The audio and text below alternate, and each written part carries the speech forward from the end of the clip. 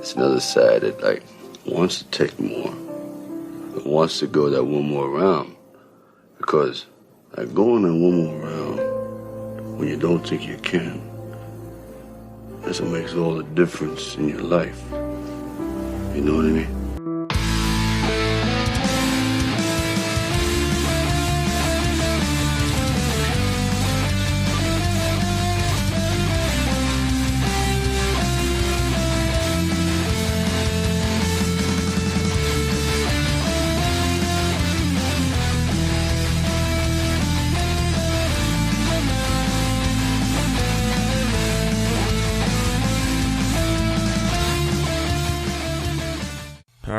Welcome to another episode of One More Round, the Rocky Series podcast. I am your host, and with me today, well, it's just Katie. Katie, how are you doing? I'm good. How are you? Doing well. I'm not going to do a joke where I say, Kyle quit or Kyle's dead, or I think I've done that before, but Kyle's on vacation. He's on yours was a vacation. His would be I don't know, what would his be? A vacation? I don't know. It doesn't work. It's not the same. So yeah, he's on vacation. I was torn. Here's the thing. I did say in one of our early episodes, because when you did your Ecuador recording, we're like, we got to do it with Katie regardless. I think partly is because you were stuck in a hotel. And it's almost like, well, she gave me something to do. Yeah, you had nothing better to do. Why not record a podcast? Yeah, but Kyle's running around. He obviously just can't. He's out and about. He can't record. And we're going to do like a midweek recording. And I was like, I'm busy at work. And I was looking at my schedule and this was not a good week. I'm like, Sunday mornings. I'm telling you, Sunday mornings at this time for me is just the perfect time. It works out really well for me as well, I got to say. So from here on out, it might not be all three of us, but there'll at least be two of us. It won't be just one of us. But anyways, we miss you, Kyle. Come back and stay safe and have fun. Your coffee looks delicious. What do you got going on there, Ryan? I don't know what brand it is. Boy, I'll have to text my wife. But is it like a fancy like latte type thing? Not a latte. Very little cream, freshly ground every day. I forget the name of the brand, but it's like, we're snobs. But it's actually my wife's a snob, and then she turned me into a snob when it comes to that. Yeah. Might as well drink the good stuff. Although I drink too much wine to drink really fancy wine. Although I honestly can't tell the difference between like a $50 bottle and a $15 bottle. So that's what they say. I've seen or whatever, taste testers, professional wine tasters, and they're like, no, you're paying for the design of the bottle. Yeah. Hey, I thought of you last night because I watched one of your favorite movies. Any guesses? Okay, so a non-Sly? It is a Sly movie. Facetiously one of your favorites. Oh, facetiously. Over the Top? Yes. It was so good. Oh, stop. Anyway. Want to do a quick Katie review of Over the Top? Oh, God. Those suspenders serve no purpose, but damn, he looks good in them. I mean, the wrestlers at the end, the best part, obviously, is the end, the tournament. And I'm like, these guys are characters. Where did they get those guys? 80s. That's where they got them. Oh, man. Okay. Anyway. Yep. Did you see the arm break? No. There's a real arm break. Which match? Really? During the montage of arm wrestling, a guy's arm broke in real life. I'll send you the clip on YouTube. It's gross, and it's in the film. Oh, my God. The other thing, I was like, what are the shoe things they have on? Those platform shoe things? Sly wears those. To be taller. No, they show a bunch of them. Oh, also, the ladies get half the money. What the hell? The women's version only gets $50,000. And go figure. They're not a draw. I'm sorry, Katie. They're just not a draw. Well, they wear skimpy little outfits. Yeah, that's true. Well, they're only wearing half the clothes, half the pay. Yeah, I guess. Yeah. Now, we got a couple of pieces of Sly news. Let's start little. Sly sold his home. He sold this mansion in Florida. Did you hear about that?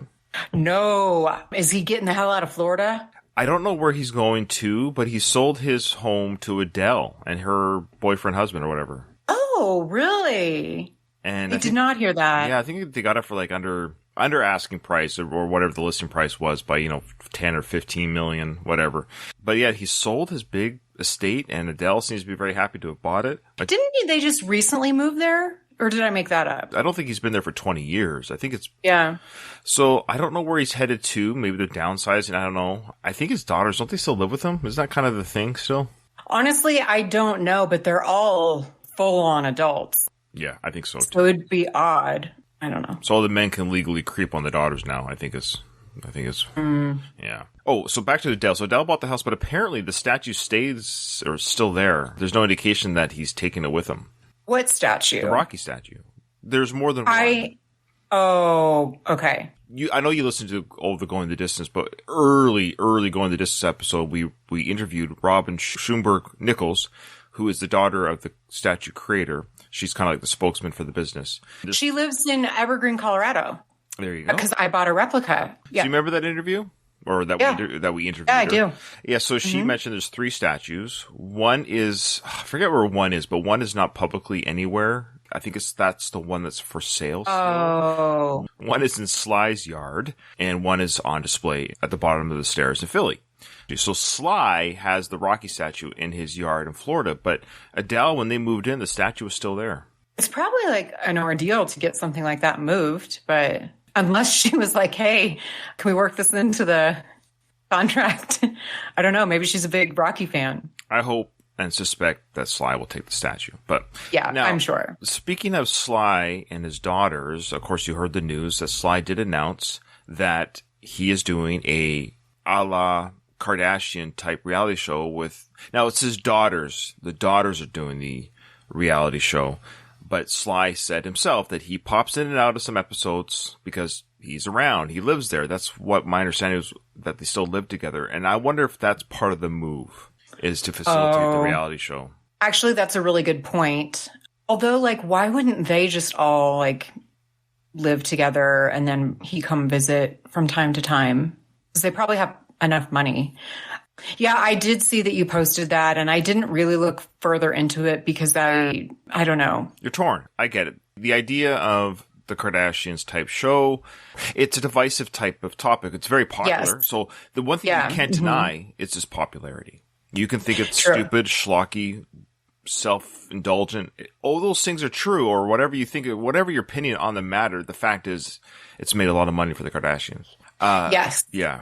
Well, I was just going to say that I had heard some years ago, maybe like, I don't know, 5 years ago, that there was some talk about this. You know, like he's got a model wife and he's got these 3 daughters. One of them probably wasn't 18 yet, maybe. I can't remember how old the youngest one is, but they're all beautiful, of course. Yes. So, you know, there was talk of it at the time, and I don't know if it just took this long to kind of get all the I's dotted, so to speak, and make sure there was an audience for it and this and that. I would actually watch this one, somewhat hate watch, but to give it a chance, I would try to be open-minded to it, but I am very nervous about it. That's a concern that anyone that's a Sly fan would have, is like, does this tarnish, quote unquote, the legacy? I don't think it's going to be schlocky or, but here's the thing. I know Sly really is trying hard to, I should say, he's very supportive of his daughter's fame. Set them up for success. Sure. And that's what a parent does. Look, I've done what I can for my kids. I'm just not a celebrity. So it's funny how we judge celebrities for doing that kind of thing. You know what I mean? Like, I'm just not a celebrity, but I have also given my kids what little resources and ability I have to set them up for success. It's just Sly has more success, so to speak, more financial. But we often criticize the kings and queens of the world for doing the very thing that we would do had we had the same resources. So he's supporting his daughters. He is a celebrity. That's his world. That's what he knows. The Kardashians, I don't personally like them. So I think that's where the filth we feel towards it. But I think the Stallones might be, I think they're more, what I've seen on Instagram, on his videos and stuff, I think they're more silly and fun and adorable. And even it's like innocent. I think that's kind of their image, is like they're the innocent versions. I don't think they've had sex yet. They have boyfriends. You know what I mean? See, like, I know they have, but you just. Yeah, I was like, No, but what I mean is they don't do that kind of, they have a few bathing suit photos or whatever, but there's no sex tapes. There's no. Yeah. I can't tell which one is which. I mean, I haven't like studied them or anything. Can you name 3 daughters? What are they? I know what their names: Sistine, Sophia, and Scarlett. Oh, see, I always forget Scarlett. Good job. Yeah. Mm-hmm. They're all S's. Adorable. It is. And they're really beautiful girls. So obviously, because they could be models. Their mom is a model, or maybe some of them are. I don't know. Reality TV, I don't think I can think of a single example of where there's a reality TV show about a family or a couple and it does not ruin the marriage. Interesting. Can you think of an example? There's always a divorce. Hulk Hogan did one, and they had been married forever, he and his wife, and they got divorced after doing their reality show. They had been married for a really long time, and then they did the reality show, and they got divorced. Donald in our Discord said the exact same thing. That's what I was about to read. He said, for every Kardashian show, we get 10 Hogan Knows Best shows. Those are better. I mean, I actually watched some of them. That's funny. Yeah, and that is the fear. But I think Sly is a little bit more savvy. I think his marriage is a little bit more strong. Sly's been in the business a long time. I don't see him. Yeah, it'll be interesting. And we're all going to watch. It's going to be on Paramount Plus. Also, he says, Donald said in our Discord, if you want to join our Discord, check out the show descriptions. You can join our discussions live. So thanks, Donald, for hanging out. Donald said, I look forward to an episode where the girls bring a guy home to meet Rambo. And you know that's going to be filmed. One of those 3 girls is going to have a first date, and and I think everyone's going to want to see the guy meeting Sly for the first time. Yes. Even if it's staged or scripted to a degree, at least we'll get some sort of peek behind the curtain, what it's like to meet Sly, you know? Yeah. Oh, that's interesting. You said it was going to be on Paramount Plus because that's what his new show is on. I wonder if this was like part of the deal. Oh, probably. Like, hey, I want my daughters to get a show. Oh, I would assume. You know what I mean? Like maybe even a pay cut for the budget and say, fine, but we get I'll take a pay cut if my daughters get some exposure. Yeah. Yeah.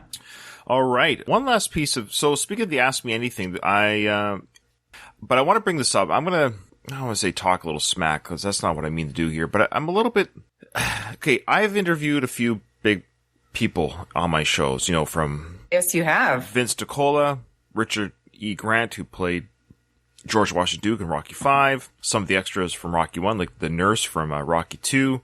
I've, of course, interviewed Bill Conti, Vince DiCola, Robert Tepper. Now, and I've had a few people give me the say they're going to do it, but they bowed out. At least they had the conversation with me, i.e. Kevin Connolly, who played Turtle in Entourage. Not Turtle in Entourage. What was his name in Entourage? But I can't think of what his name was. Yeah, I can't remember either. But yeah, of course, Kevin Connolly, but he was the bully in Rocky V. I say this because I sent an email, and I'm going to be and fine, if anyone knows the guy from Planet Sly, he does so I don't know what's going on here. So the guy that does Planet Sly, he's the one that had Sly on and kind of acted as MC for the Ask Me Anything.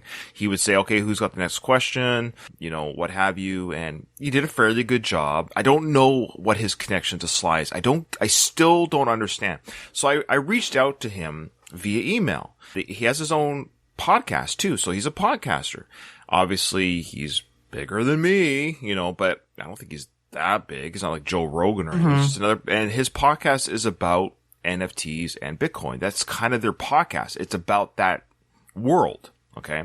So these guys are Bitcoin, NFT podcasters, and they somehow got in touch with Sly enough that Sly agreed to do an Ask Me Anything regarding his NFTs and his career and everything. So the Planet Sly Discord is designed, or it's strictly about the NFTs.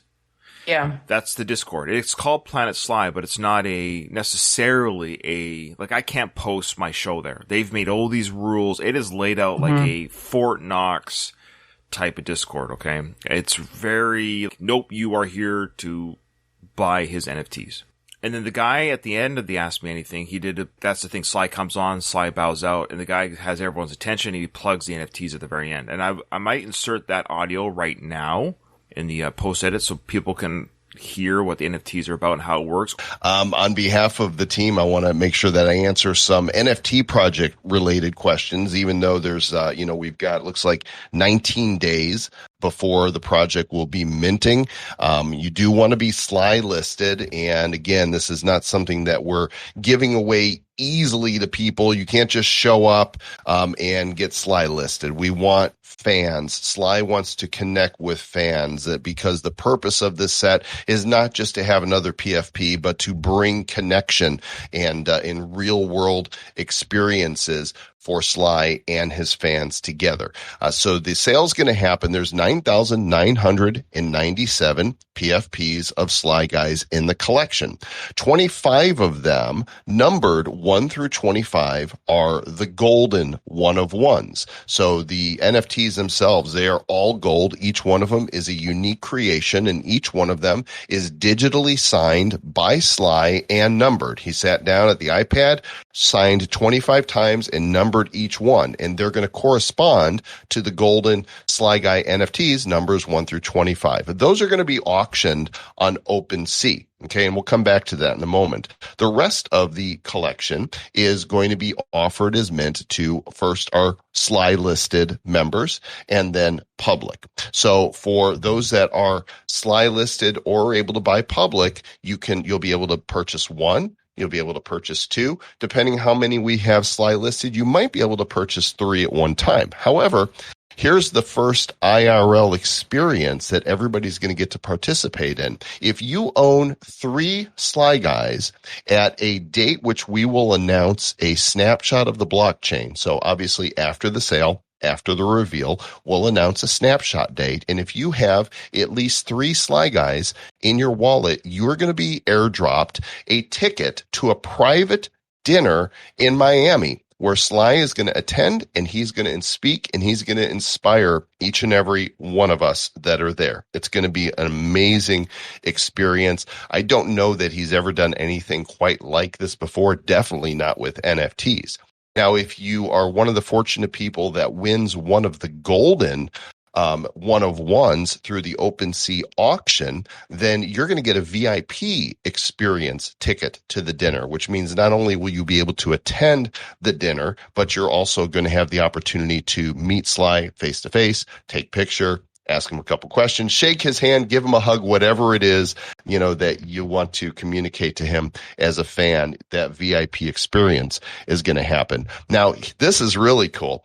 Everybody who owns at least one Sly Guy is going to get into the Stallone Movie Club. Now, this is something that we've not seen anybody in the NFT space do before, and definitely nobody of Stallone's profile has done this. Just by holding this one Sly Guy in your wallet, you're going to be able to log in to a special platform where Sly is going to screen one of his classic films with everybody who's watching. There will be a chat room that will be open so that he can answer questions as we're watching the film together. And he's going to give live running commentary on that film. Is it going to be Rocky? Is it going to be Rambo? Is it going to be Expendables? We don't know yet which ones he's going to choose. But as a holder, you're going to get to participate in this at NFT NYC, which takes place in June of this year, where myself and Travis Wright are going to be performing our show there at the event, which is the biggest NFT conference. I think there's going to be 6,000 people or so. We're going to have an NFT NYC party. So everybody who holds a Sly Guy that's going to be joining us in New York during this conference, you're going to be able to join us at this event. And then there's the stuff that we can't tell you yet. And there's some reasons we can't tell you yet. I'm not going to go in depth on why that is, but let's just say that when we hit 100% sold out, which we expect to happen pretty quickly, it's going to trigger IRL experiences. It's going to trigger perhaps, no absolute promises yet, but maybe there's some merch in there. Maybe there's some art in there. Maybe there's some digital goods there. Maybe there's some other experiences that Sly wishes to provide. But that happens when it's 100% sold out. And so we're going to have all kinds of surprises for those of you who are holding Sly Guys once we're at that point. And it's going to be really exciting. We're going to do some things with this collection that we don't believe has been done by any collection yet in the space. And that's, one of the things that the team here wants to be pioneering.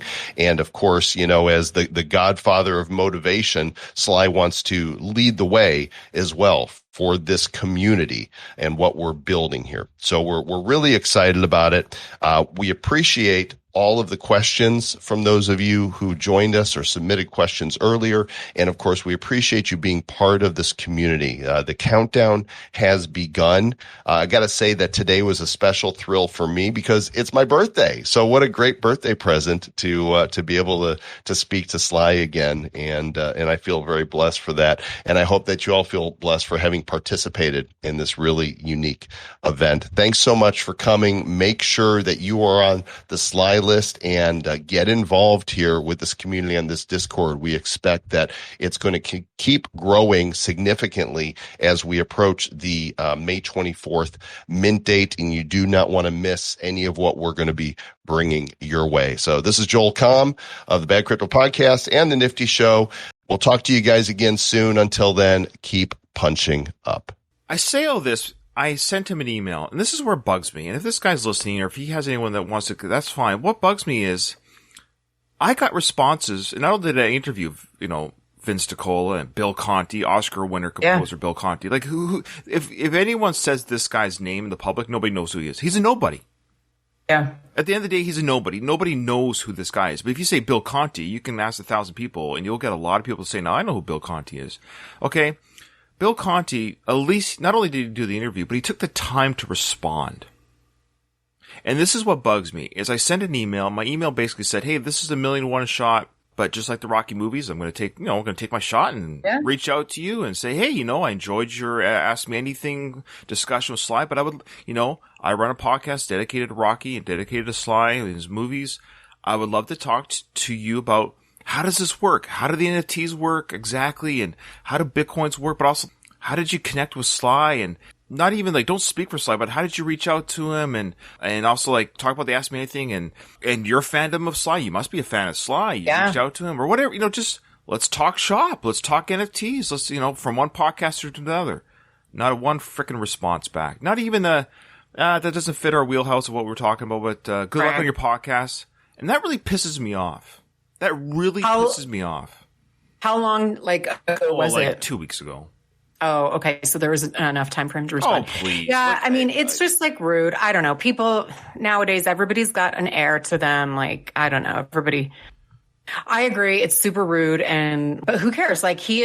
You have interviewed and had the opportunity to talk to plenty more people that have more of a connection to Sly and just kinder, more successful people anyway. If people are going to not be kind, then off with them. It's kind of my attitude. No, and I'm venting, and I apologize. Maybe people think I'm being petty no. But it's part Please of vent. Well, it's just it's like Rocky said in part 2. This guy's being rude about the director. This guy's being rude. Yeah. I'm here doing something. This guy's being rude. That's not very nice, is it, Adrian? And that's kind of how I feel. You don't have to come on the show, but say, hey, thanks for joining the Discord. Thanks for plugging it on your podcast, because I have. Thanks for talking about talking about NFTs on your whatever. Because I even said my listeners, we've talked about it on our show. We kind of have a couple questions. We're not too clear, how it works. Can you talk about the world of it? Mm-hmm. This is your. Anyways, there hasn't been one podcast that I have not. People have reached out to me, and as you know, I've guested on numerous podcasts. Yeah. I've responded to everyone's emails. I read them out. And I tell you, it's a little disheartening to reach out to somebody in that world. And this is where I feel well, then what's his angle? Is he really a fan of Sly? Is it all just about the money? He can't be bothered because I'm just a little peon. He's doing me a favor. It's okay, but at the very least, just say, it's just not in our schedule right now. I even had Frank Stallone's people. At least they said no to me. Frank Stallone's people said no to me. They were kind enough to say it. That was nice that they responded. Same with Burt Young's people. So I want to make that clear. Burt Young's people also said, "Nah, it's not really going to work out." Or it wasn't a hard no. It was kind of oh, it's not in their wheelhouse right now. Or, yeah. They responded. Oh, and same with and funny enough, same with Bridget Nielsen's people. Oh, really? Yeah. So I've reached out to everybody. But that's why I've never crap talked Burt Young. Or obviously not Burt Young, but his. Yeah. They all responded. At least their camp were kind enough to say, hey, thanks for reaching out. Not at this time. Yeah. You want me to take a shot? I'll take a shot. Exactly. I took a shot. And anyways, that's my vent. I just really, I knew this is a safe space, so to speak, but it's don't buy the NFTs. To me, I don't know if anybody was planning on it anyway. No. To be honest, our people, we're more salt of the earth type people. I think so. And I just, I wish Sly all the best, of course, with this. Obviously, I don't need to wish him any luck. I don't know how much time he has left on the planet anyway. He's worth $500 million. He'll be fine. You're right. He doesn't need, quote unquote, the money.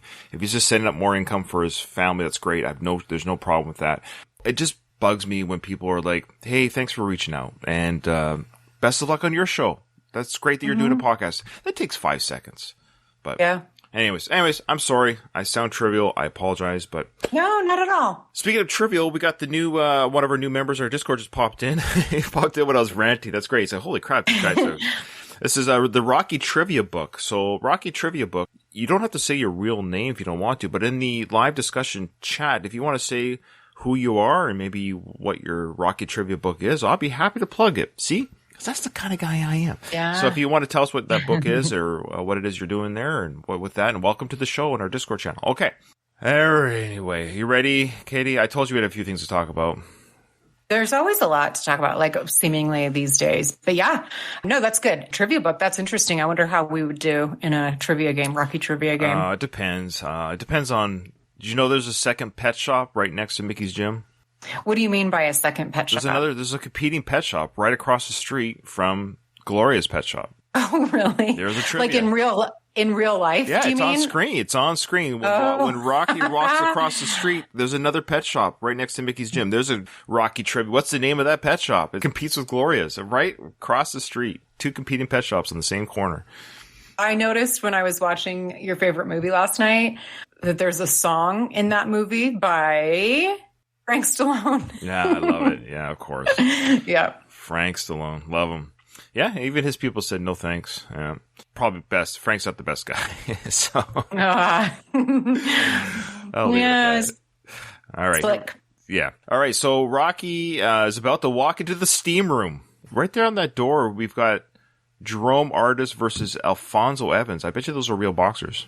See that on the door? There's also behind the bar a lot of boxing posters too. Yes. It's like a boxing bar. I think we don't yeah. I mean, we say that. I mean, we see that, but we don't. I don't think I've ever said that really in the show. Like, it's legit. Like, it's like a boxing bar. You know, like some sports bar. Like, but it seems to be boxing themed.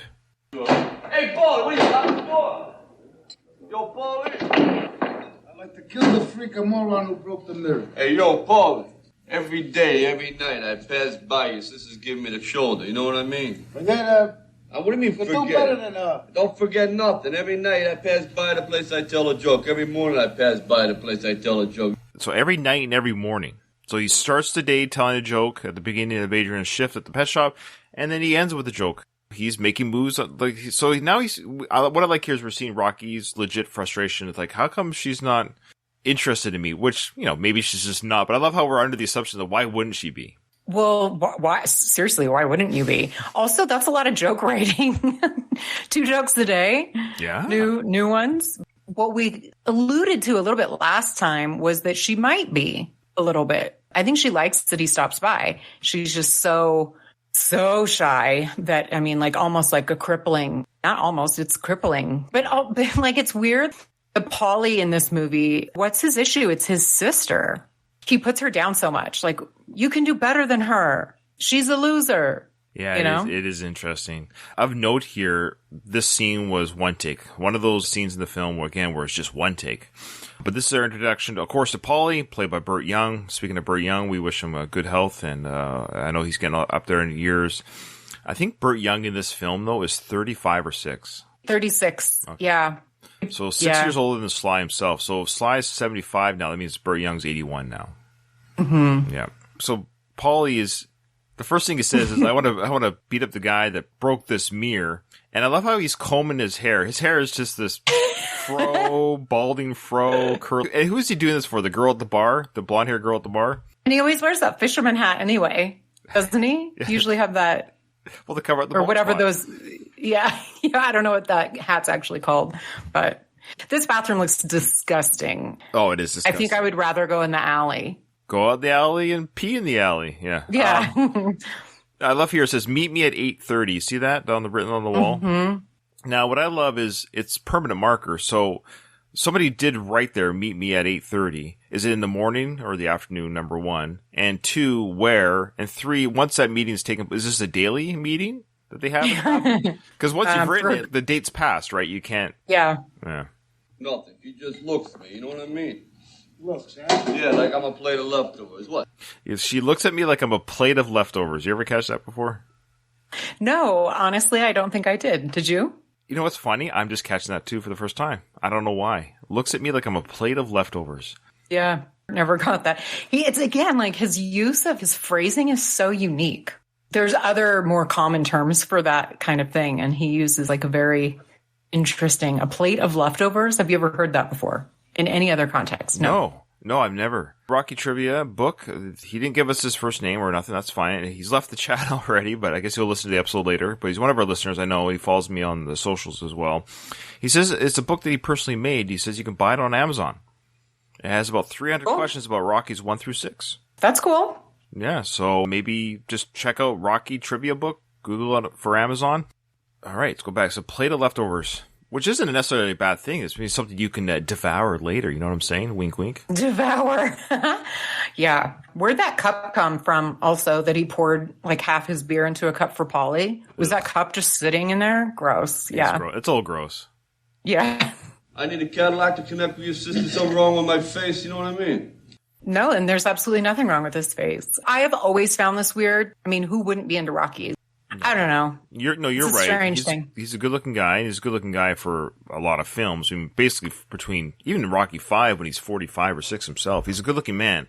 I mean, he's 75. He's a good-looking man. I hope I look as good. Like 75 is not young, and he looks very fit. And I know he's had some work done, obviously, but it's the type of work where just borders that be careful area. Yeah. But he's done a pretty good job where you got to be a little bit careful. You don't want to turn it into somebody's mom. You know what I mean? Mm-hmm. I won't say whose mom. I'd say somebody's mom. That's all I'll say. She's a freakaloo. Hey. Sometimes she gets me so crazy, I could split her head with a razor. That's crazy. Split her head with a razor. I've always found that to be strange too. She makes him so crazy. She doesn't seem like a naggy person when we see her, even at home. I mean, obviously from what Polly says, she worries and calls the hospital or whatever if he's late. I don't know. I find that strange. I think he might be exaggerating a little bit because why would she be so worried about him? That seems strange to me. And then the other thing I didn't really take a lot of note before until the subtitles are on is Rocky says, don't get mental. That seems like a British thing, that term. Because it's Canadian too-ish, so maybe that's... Is it? Yeah, okay. I hear that doesn't strike me as odd, per se. So okay. Maybe it is a British thing / Canadian as well, because we're you're theoretically offspring of the British too. Yeah. You guys left the UK, but don't get mental. And Paulie says, you caught me in a bad mood. But I always love that imagery story. I talked about this on Going the Distance with Ruben back when we started this show. I think it was the first episode, if not the second, talking about the idea of splitting someone's head open with a razor. It's just a very graphic, brutal metaphor or analogy. That's just very violent. It's a very violent image if you think about it. Extremely. And then that's why Rocky says, hey, don't get mental, man. Like, that's a little extreme. And then Paulie goes, you caught me in a bad mood. Mental, man, you know. Well, you caught me in a bad mood. You're always in a bad mood. Adrian ain't sharp. Adrian is a loser. Hey. She's pushing 30 freaking years old. And if she don't watch out, she's going to end up dying alone. I'm 30. Now, when he does that little, Adrian ain't sharp. Adrian's a loser, right? When he does that, I love that's your first time to see actually Burt Young's face. It's true. That's true. And he's he's really taking a long time with his hair. He's got to work on that. He's trying to get the curls out, I think, or something with his comb. But I love the way he kind of punches or touches Sly's arm, where Burt Young, has the comb in his hand, and he's like, Adrian ain't sharp. Adrian's a loser. And he hits Rocky lightly in the arm with his comb. And then he goes back to the mirror. She's pushing 30 years old. Katie, have you pushed 30 years old? I mean, in 1975, that was probably strange to be 29 and no prospects for a husband. Because, what else is a woman supposed to do other than have babies? But yeah, I've pushed 30 years old. You've pushed her right off a cliff. Come on. I'm not sharp. I'm not sharp. Oh, yes, you are. That's an interesting use of. That's a strange choice of words as well, don't you think? Sharp. Yeah. Because sharp to me, is he saying she's not smart? I think book smart, which is weird because their parents told them, because you don't have looks, you got to use your brains. Right. Yeah. So I don't know what he means by sharp exactly. Maybe street smart, maybe. I don't know.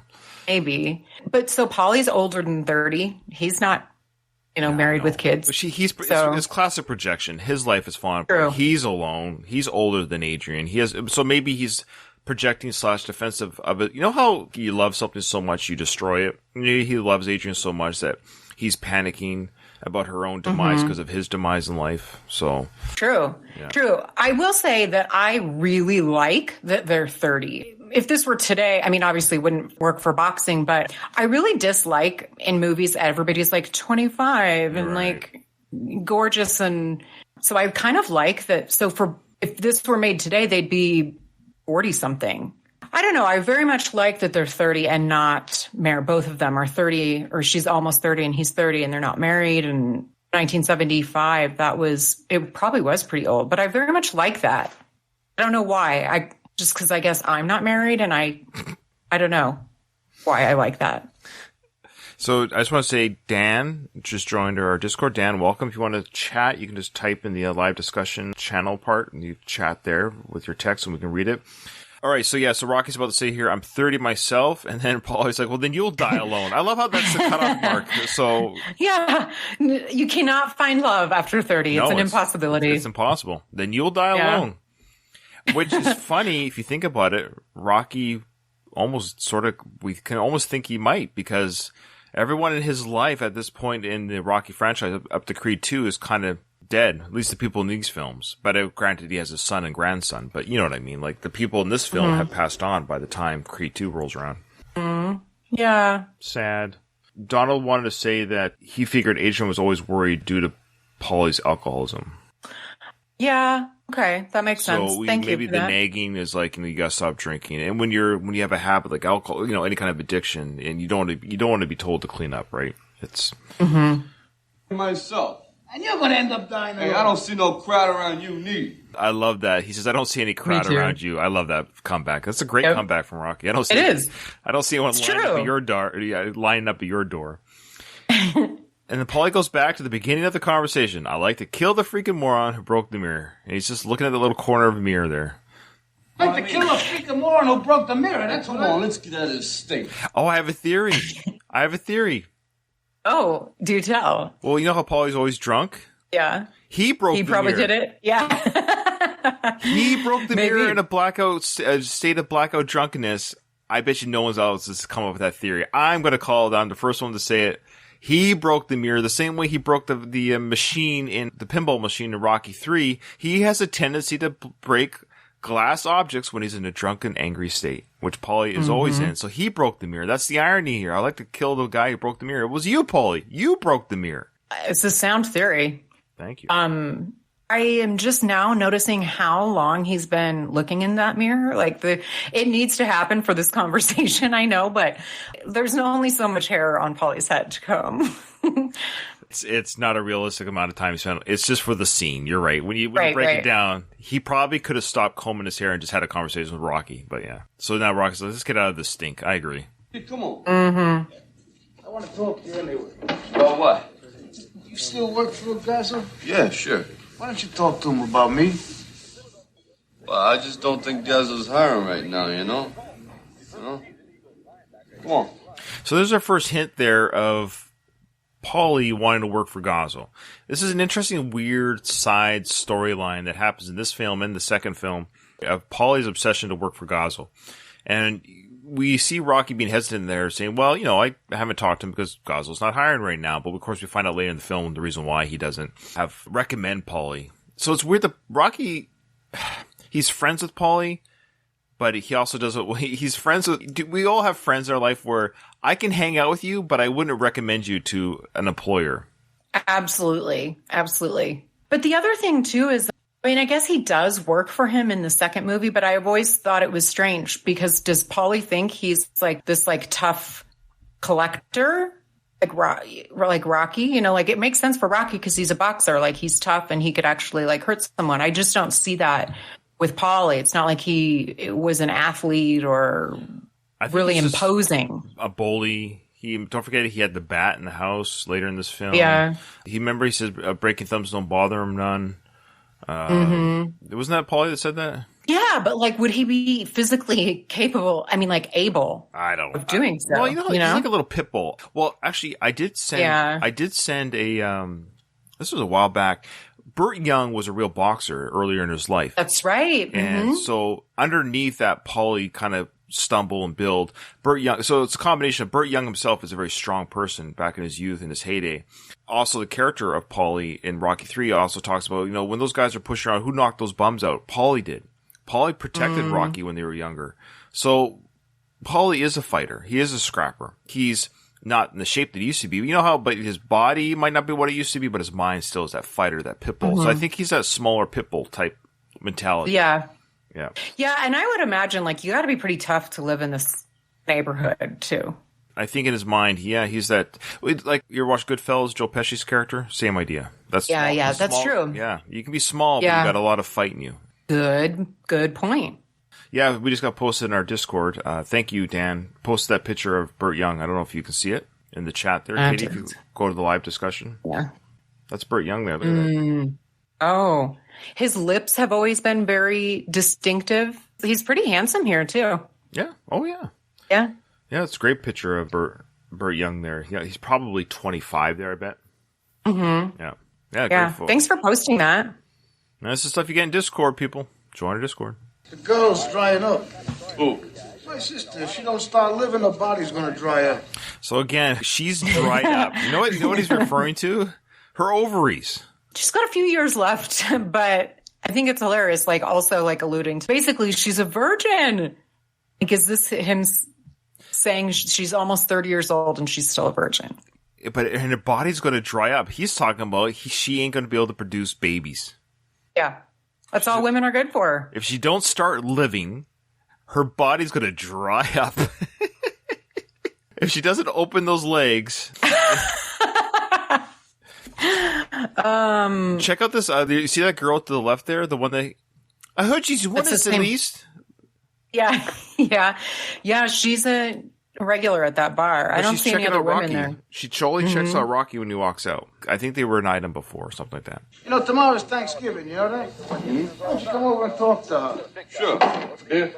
Now, it's weird how he said, like, forget my sister, forget about her. And then 35 seconds later, why don't you come over for Thanksgiving and talk to her? Maybe Paulie had a quick, Rocky, you're the one person that maybe could, maybe she's got a chance with. Maybe she's got a chance. So the one more effort. So it's weird that Paulie, he seems to be oddly obsessed with getting her sister busted. She's busted. Yeah. And then he's pissed about it.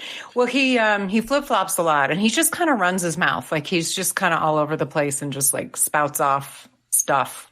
So it's not surprising that he's a bit all over the place, I guess. He is. Rocky orders a beer for Paulie. Tomorrow you come for some bird, right? Absolutely. You got it. I gotta go. If I'm 10 minutes late, she calls the hospital. So he grabs the beer and walks away without paying for it. And of course, Rocky. Now the bartender says to Paulie, hey, come on, pay for that beer. But it's Rocky that ordered it, actually. So in theory, he'd be paying for it. It doesn't matter who he gives it to. Was it Rocky that ordered it? Yeah, he said beer. Oh. I know it's just a play for the film, but if you're at a bar and I say, hey, give me a beer, I'm buying it for my friend, but I ordered the beer. Really, the bill would be on me for ordering the bill. Beer. Yeah. Well, he probably ordered it for himself, and Paulie just took it, right? Because his beer looks to be empty. Let's see that. Let's watch it again. Sure. Yeah. Tomorrow you come for some bird, right? Absolutely. You got it. I gotta go. If I'm 10 minutes late, she calls the hospital. So the bartender gave it to Paulie. Paulie took did, it, yeah. And then the bartender right away said, hey, why didn't you pay me? But it's like, no, Rocky ordered the beer. Come on. Settle down, bartender. Paulie. I got it. Centennial fight with Mackley Green here in Philadelphia. So and in the background. Yeah, Mackley Green. They're announcing about the Apollo has come off the airport and here to fight Mackley Green. What I love is how Apollo has shown up to Philadelphia so much earlier than the fight, 6 weeks or so before the fight. I think, he's just there to kind of help promote it. But is that common? Do fighters do that? Do fighters show up to where they're going to fight weeks before the fight? Not now, probably, but I don't know if you had to do more of a road show back in the day. It works for the movie. It has to. Right? I know, but this is our job to break this kind of stuff down. This interview could have easily just happened in L.A. where Right. Apollo's from. They could have just said, hey, we're meeting Apollo outside of his palatial gym in L.A., and we had this interview with him about the Mackley Green fight coming up in Philly. Like, all that could have happened without him having to be in Philly for it. That's all I'm saying. Like, it doesn't matter. Well, either that or there's like a press conference about it or something. But again, does it have to be held where the event is? If both fighters are there. Yeah. It doesn't, obviously, but if Mackley Green is a Philadelphia fighter, Maybe, yeah. yeah. I'm not really sure. That's my guess. That's a good guess. Maybe Mackley's a local. yeah. Yeah, fair enough. The fabulous Spectrum. Larry? You're speaking now of your much publicized bicentennial fight. That's right. This is going to be the greatest sporting event in the country's history. A gala occurrence with me beating Green like he committed a crime. Would you take a look? A gala event, me beating Mackley Green like he committed a crime. I guess police brutality is allowed.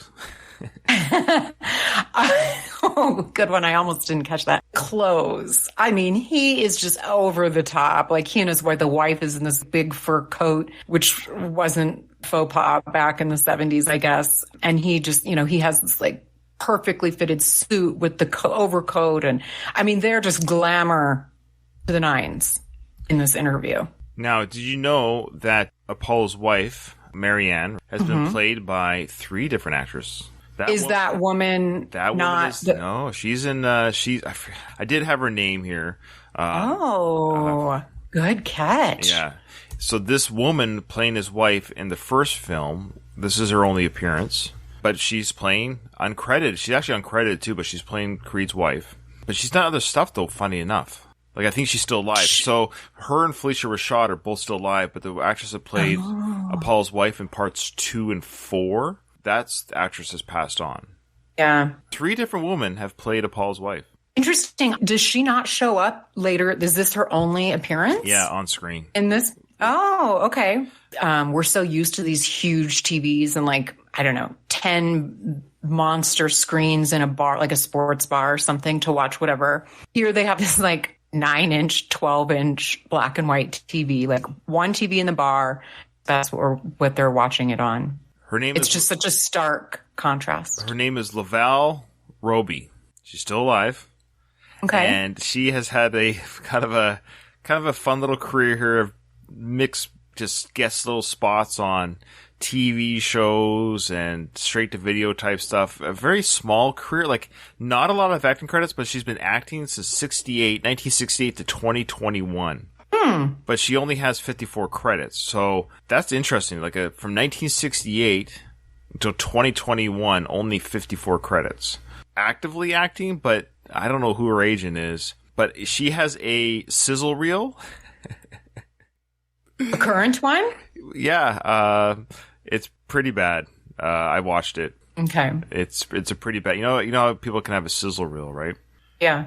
Here's a sample of her sizzle reel. So this is her yelling at somebody here. City's slick ass wasn't right for May 4 that you in here a year ago. You're not my judge, Sister Douglas. You probably spend more time with Jack than you do with Jesus. Hey, this ain't about me in case you hadn't noticed. So right now, I have much bigger fish to fry. The building ain't the only thing that needs rewiring around here. If you're not careful, you won't be here when those inspectors come back. And neither will I. All right. Some Lavelle Roby. I was expecting there to be more than one example. Oh, there's another one. Yeah. She had a guest spot on the show called The Shield. Okay. That was her big one. She led with that one because that actually has smart writing or whatever. But even then, she plays another angry black woman role. Sorry. After he stole it the last time, I carved my initials on the back. EB. That's me. Emily Berry.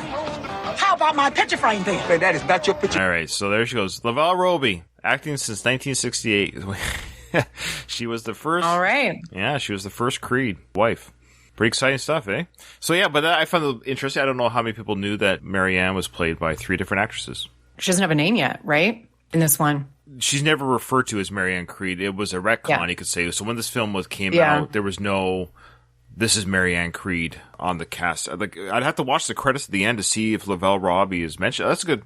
I guess with theory we could do that now, but we'll do it later to see if she actually ends up being credited. Yeah. So now Dan Sherman here, who plays the bartender. Again, I said before, he is a comedian. Go on YouTube. You can see his comedic styling's not that great. I'm not going to lie to you.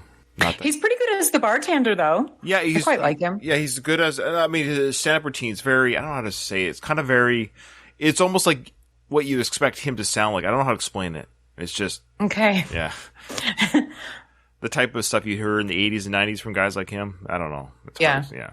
That guy. The heavyweight championship where of the the real world fight is going to come from. The pros. What we got today are jig clowns. Now, this is. Yeah. What are your thoughts here? What do you think's happening here? Well, super racist. Yes. He's like basically saying, where are all the white fighters? He only considers the white. That's how I took it. It's like he only considers, he's like, what's boxing coming to now? Like all the professional athletes, it seems like he has a chip on his shoulder about that. Like athletes, there aren't as many white athletes as he would prefer, maybe. The question. What do you think? Yeah, no, this is exactly what's it. And this is actually very incredible, right? So again, Sly wrote this, right? Mm-hmm. He's writing the character of somebody saying, hey, here is and Mackley Green, funny enough, the guy he's fighting was black as well. Mm-hmm. So he's like, this bartender, 1976, is saying, all we're getting today are these black fighters. Where's all the white fighters? Where are they at? And keep in mind, too, this was during the time of Muhammad Ali. So this is kind of a reference, but probably people were saying about Muhammad Ali. I guess he says the phrase jig clown. And I feel like he's also kind of, in addition, like very showman-y. Like maybe he doesn't appreciate that. Let's just like focus on the athletics and not be such a showman. Yeah, so definition here, so jig is actually, according to the internet, extremely disparaging and offensive. It's a contemptuous term used to refer to a black person. And the clown part it's like that he's showmanship, fooling around. It's terrible that racism is still a thing now, of course, but this is, again, smart writing by Sly in 1976 to address this issue. Of course, we know Sly's not a racist, but he's addressing this issue in the film. And because we'll see Rocky defend Apollo and get defensive about that comment without saying, hey, you're a racist, but making it known that, hey, what you're saying is not cool. But so Rocky catches it, and he's not happy. His mood changes very quickly here with the insult. January 1st, the first major event in the country's history. That's right, clown. And in keeping with great events throughout the country's history, Apollo Creed will duplicate the cracking of the Liberty Bell by cracking Mackley Green. I love the way he talks, Apollo. Great acting by Carl Weathers, coming out of nowhere. Carl just comes out of nowhere.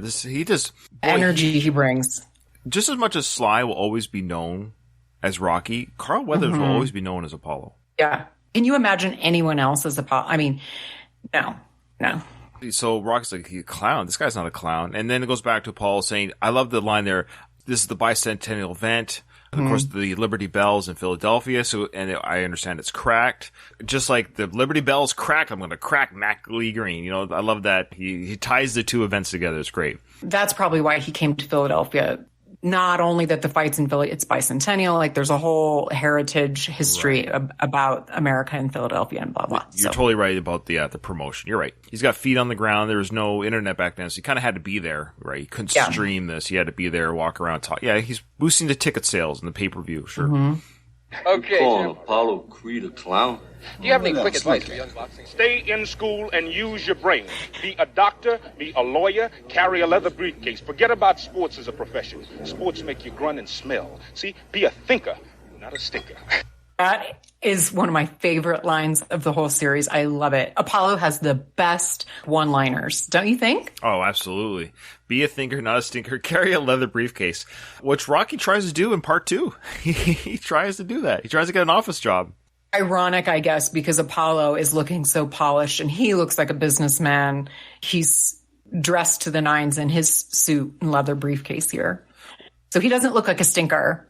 No, he's very well spoken too. He's articulate, smart, and that's what I love about the character. Again, kudos to Sly. The character of Apollo is amazing. Like Sly wrote him to be smart, intelligent, the best fighter. Like he's not just a brute. You're right. He's a smart businessman. He's a businessman. You see him in his office. He's thinking about the business. He's the planning sessions. Apollo's the smartest guy in the movie. Oh, for sure. Yeah, it's great. I love Apollo. I'm like at a loss for words how great Apollo is, the character and Carl Weathers as him. Perfect. And I love how we're seeing this on a blue and white screen in the bar. Even with this little screen, you see the energy and charisma pop through. We haven't seen him live yet off the TV screen. We're seeing him for the first time with Rocky and the bartender. But already we're seeing this charismatic guy popping out of this little screen onto the movie screen. Well put. And look at Tony Burton right there. This is his first appearance right there behind Apollo. Oh my gosh, I wasn't even looking. Yes. And look at that huge smile. Oh, he loves that line. Be you think you're not a secret. That's my boy. That's my boy, Apollo. That's what he does. Who said that? Who said that? No, that's what he's thinking. That smile. Oh, yeah. It is the best. I love it. Yeah. And he's putting on a show, but the message is great too. Like, hey, kids, I know I'm pretty awesome here, but stay in school. Don't try and be a professional athlete. Yeah, that's right.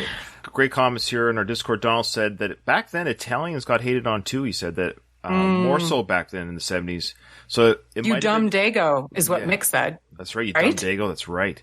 So it probably is an issue near and dear to Sly's heart, that racism. Absolutely. So thank you, Donald. Dan says that it's Apollo's story until he dies. It makes the whole franchise. Rockies 1 through 4 is the journey of Apollo. That's true. Yeah. Also, Donald says that Apollo was originally more of a jive-talking soul brother, but it was changed once they saw what Carl could bring to the character. So it was tweaked for... Oh, interesting. I like this so much better. Oh, of course, yeah. Well, I think it was based, of course, on Muhammad Ali. And Muhammad Ali was also a very smart businessman and very intelligent himself. But I like how, that Carl brings that intelligence and savviness and business smartness to this character as well as the showmanship part. Yeah, the combination is stellar. Okay, thanks a lot, champ. Yeah, Jerry Simpson. Craziest man is champion in the world. He took his best shot and become champ. Huh? What shot did you ever take? Now, that's a bit of a dig. Now, Rocky has every right to feel defensive about the champ because that's his profession. Rocky's profession is a boxer. He's a boxer. Well, he's not a very good one. He's still boxing in the basements of churches, turned gyms or whatever. And so he's saying this guy here is the champion of the world, especially back in the time when the boxing champion was like, when you're the boxer, you're considered the toughest guy in the world. When you were the heavyweight champion of the world, you were the fighter. Nobody throws punches with the heavyweight, right? And so Rocky's like, hey, this guy's the champion of the world, man. What are you saying here? He took the shot and became champ. And then he throws a bit of a, now this is not fair of Rocky. This is where he gets a little bit defensive. He goes, what shot did you ever take? Meaning, you're just a bartender, right? And that's not a fair statement because we're all different things. We all can't be champion. We all can't be boxers. But Rocky is defensive here, and he doesn't do this very often. You don't see very often Rocky trying to hurt somebody else. I guess I didn't take it like that. You're right. It is a dig, sort of. It is and it isn't. He's just sort of like, hey, you don't have room to talk here. In his sphere, this bartender, he owns a bar. He's a bartender. Yeah. He owns his own business. Well, yeah, he is the owner of the bar, not just the bartender. So, yeah, I totally get that. But I think Rocky's point is like, basically, that's good. You own a bar, but you're still in this shitty neighborhood in Philadelphia. You never got out of wherever you... Rocky's making assumptions that everybody has dreams like he does to like be exactly bigger. Yeah. And that's what it means. He's projecting... Yeah. He's projecting his own quote-unquote failures. Because what shot did you ever take? It's a bit of a sting comment, and the bartender, rightfully so, took it personally. Hey, Rocky, you're not happy with your life. It's nice. Me, I got a business going here. I don't have to take no shots. No one having gone more than 12 rounds with him, and that was... So he says you're not happy with your life, and that really stings Rocky back, because it's true. He's not happy. This whole first half hour of the film is Rocky's miserable existence. He can't get the girl. He's fighting in the gym. He lost his locker. And the bartender is, like most bartenders, he's pretty astute at people's lives outside the bar. You know, he knows who they are when they come in and what they're doing. And he's right. You're not happy with your life. That's you, man. I'm actually happy. And that's to your point. Maybe he hasn't left Philadelphia, but he actually is happy. He doesn't have to be champion of the world to be happy. Now, what he said about Apollo was wrong. But now Rocky, again, is projecting his own failures onto the bartender. The bartender's like, dude, I'm happy. I don't know about you, but I actually like who I am. That's true. Stick that up your business. You're so insulted about it. Want me to take a shot? All right. I'll take a shot. And that's, of course, a classic line there. Yeah, I love that. When Rocky said, I guess I didn't think it was super mean when he said, "What shot did you ever take?" But it was really uncalled for when he throws his crumpled dollars on the bar counter and says, like, "Stick it up your..." Yeah, stick this up your business. Yeah, so that was mean. I think it's the meanest we've ever seen Rocky, the character. What do you think? Mm-hmm. I think so. And I really didn't even remember that he said that until we're watching it so closely. Look, Rocky's not a saint. We're not. None of us are. We all have bad days. I'm sure there's probably scenes in Rocky's life that we just don't see on film. But from what we gather, though, on the franchise, Rocky as a whole the person himself is a good person. Like, he's kind to others. He loves animals. He's patient. Remember in part 2, "Hey, Rocky, you got anything derogatory to say about the champ?" Derogatory. Yeah, he's the best. Like, he doesn't think in terms of trying to hurt people, right? But in this scene right here, this is probably the most hurt Rocky's been by somebody outside of his family, in the sense of, like, because he's insulted Rocky's trajectory that didn't come to be. So Rocky's defensive. And sometimes when you're defensive, you lash out. That's true. I'm trying to think what comes right after this, but this seems to kind of tie a bow on the first act, so to speak. Well, like setting up the next scene, the next episode with Kyle and you will be him walking Little Marie. I was going to say Mariana. Yeah. Little Marie from the hoagie shop to her house. So that will be the cap of, like, holy crap. Yep. Okay, that's it. The ending of his journey of this guy is a loser. Mm-hmm. Yeah. So, I look forward to that and look forward to talking about that sequence. Yeah. This was fun. This was a good episode. Well, they're all good, but... You know what? It was like a couple weeks ago. I was just in the mood to watch the old Rocky, and it's not on Netflix, or it's not on HBO Max anymore. The Rocky films? It used to be. No. Oh, no. Yeah, that's how I used to watch them, is HBO Max, and they're not on there anymore. Where would they be for you? Like on a streaming service, you mean? Yeah. I don't know. I have them. I have them too, but it's nice just to be able to... Yeah. Yeah. Mm-hmm. So there's a site called Just Watch.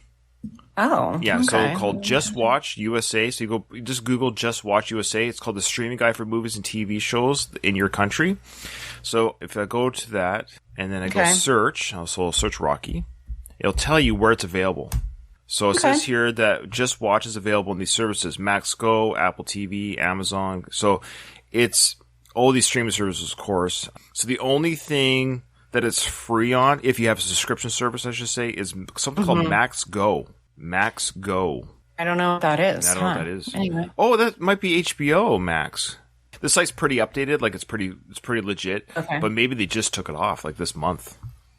I think they did, because yeah, and then later I saw something about these are the things leaving this month or something, and I was like, the Rocky movies, what? Well, because they have to pay the contract, right? It's not like it's just on there forever. They have to kind of rent. Mm-hmm. Yeah. Anyways, so there's a little plug though. Again, Google Just Watch, whatever country you're in, it can tell you where everything is streaming. Yeah, and it'll give you the best prices. It tells you all so it'll let you know, hey, if you're a part of this, because everyone's a part of like 5 different streaming services, so it tells you can find this movie on that streaming service. It's really handy. It's on Amazon Prime, or it's on HBO, or it's on, it's really handy, or on Netflix even. That too, it'll tell you that too, or Hulu, or what have you. Okay. Yeah, yes, Donald also said it's on some free movie sites. Yeah, so there's a lot of free pirating streaming sites. Yes, we know, of course. Anyways, well, that's it. The episode was over. I didn't hear no bell. I